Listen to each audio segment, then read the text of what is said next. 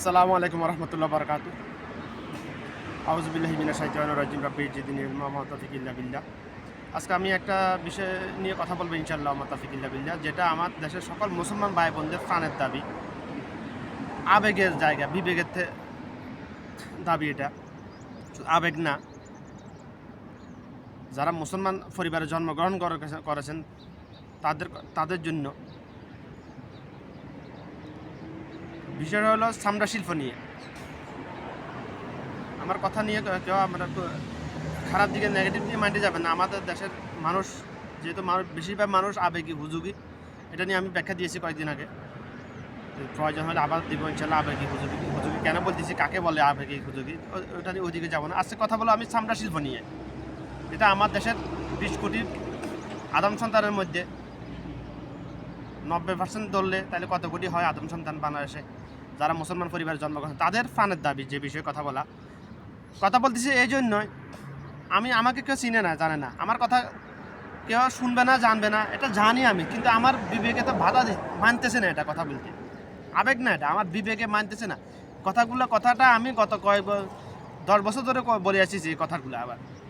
আর এখন যেগুলো বলতেছি এটা গত 9 মাস ধরে বলে আসতেছি আমি 9 মাস। বর্তমানে যারা যে সকল অপদার্থ মুনাফিক নাস্তিক উপদেষ্টা আছে, তারা যেদিন শপথ গ্রহণ করেছে ওই দিনে আমি ওই দিন থেকে বলে আসছি কথাগুলো।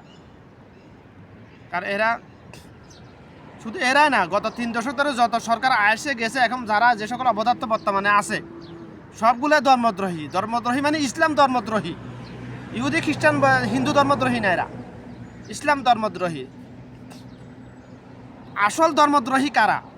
প্রকৃত ধর্মদ্রোহী, অর্থাৎ স্টেপ বাই স্টেপ প্রথম সারির ধর্মদ্রোহী কারা?